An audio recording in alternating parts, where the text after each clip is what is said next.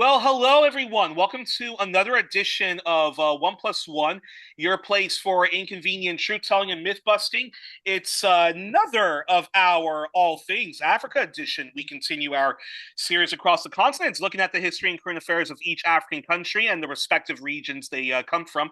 We are in the final chapters of this incredible series, and we continue to look at a few remaining island nations of Africa. Tonight on the show, we look at the history and current affairs of the Seychelles Islands, and who better to teach us about this nation or any African nation than our historical guide, our tour guide, Abayomi Azikiwe of Pan-African Newswire and Black Agenda Reports. Abayomi is a longtime historian, journalist, longtime leftist activist, and Pan-Africanist leftist who does many solidarity work with Africa and other nations targeted by imperialism. Don't forget, folks, to share widely. One Plus One. Facebook sometimes blocks me from sharing or shadow bans me, so it's deeply appreciated if folks share widely. It's our only way of growing an audience and overcoming the dominance of corporate media and Western state media and the avalanche of far-right media. So again, please share widely and please donate at PayPal if you can. If you want to donate in another way, then get in touch with me at youri@gmail. And please do help out our dear friend Chris Richards, the eclectic radical, struggling with unemployment by supporting him at Patreon, his Substack, and share his content widely. And now on to the topic at hand. So, Abayomi, what were the Seychelles Islands like before French colonization and later British colonization?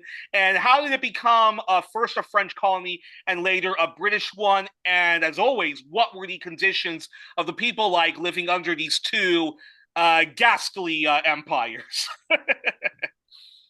The history of the Republic of Seychelles is quite an interesting history. It's a long history. Prior to the intervention of European colonialism, there was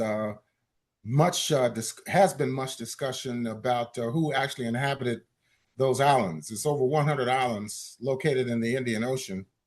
You have people who are mixed heritage, African, South Pacific, and later European heritage. But the initial inhabitants were Africans and the so-called Austrians and the Australians who are mixed, the indigenous Australians and other indigenous people from the South Pacific and the Indian Ocean region are undoubtedly the original inhabitants of the islands. In the latter part of the 15th century and early 16th century, you had the intervention of the Portuguese who were there. Later, as you mentioned, the French who were involved. They wanted to set it up as a major trading hub. It was set up as well as a piracy center. Pirates who were of French national origin utilized the islands to raid other European shipping interests and take their goods and sometimes their vessels. So this was going on during the 17th and the 18th century. And then eventually the British came in and seized control of the major islands there.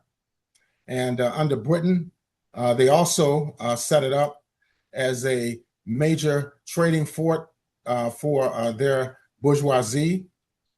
They had a situation where they were importing enslaved Africans and people of African descent from Madagascar as well as Mauritius.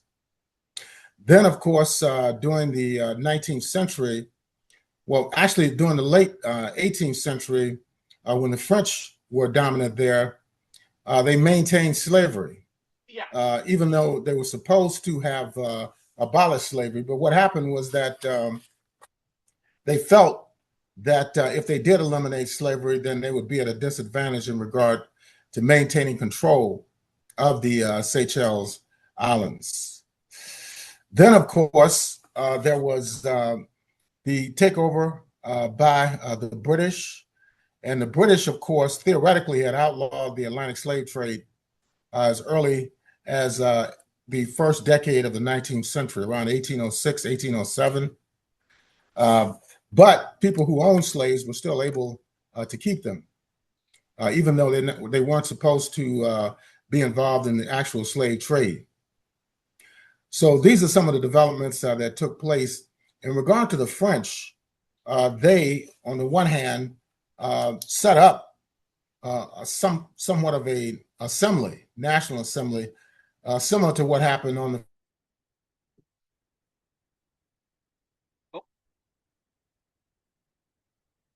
Oh, 1 second, folks. We're having some problems. One moment. Uh-oh.